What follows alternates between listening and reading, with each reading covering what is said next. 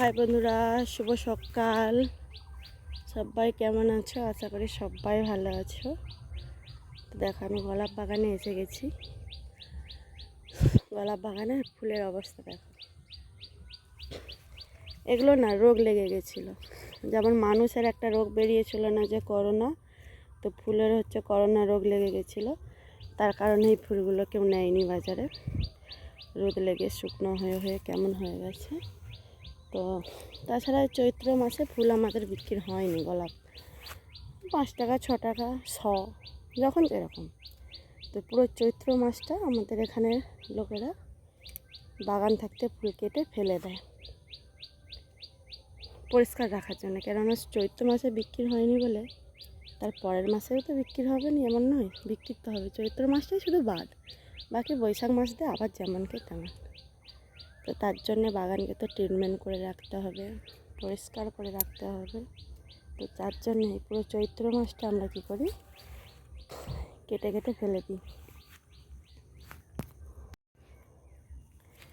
এই যে ডাল উঠছে, এই যে ফুল হয়ে আছে ডাল, এখান থাকতে এই যে কেটে কেটে এগুলোকে সব ফেলে দিতে হবে। এই যে ফুল হয়ে আছে হবে, এই যে কেটে কেটে ফেলে দিলে তাহলে এই রোগগুলো বাদ হয়ে যাবে, আবার নতুন করে আন উঠবে, সুন্দর করে ফুল গাছ হবে, ওষুধ দেওয়া হবে। কেটে কেটে পুরো ফেলে দিতে হবে। পুরো বাগানটাই তাই এমন করাই হচ্ছে, পুরো বাগানটাই তাই এরকম করে করেই ফেলে দিয়েছি। দেখো এই পাশটা কেটে ফেলে দিয়েছি, দেখো ফুল নেই, বুঝেছো? ফুল নেই, কেটে ফেলে দিয়েছি। ওই পাশটা ফুল আছে। তো এরকম করে করে পুরো বাড়িটা এরকম কাটা হয়েছে।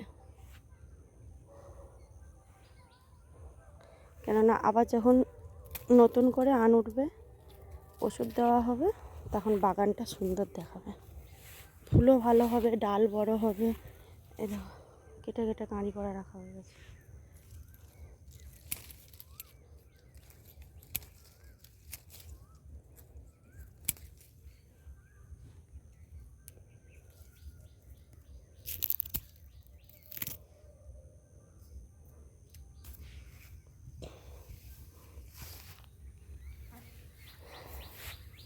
তো ফুল ফুল সুন্দর, দেখতেও সুন্দর, ফুলকে ভালো লাগে সুন্দর, কিন্তু কতটা যে ফুল গাছের পরিশ্রম, যারা চাষ করে একমাত্র তারাই গুণ জানে ফুলের।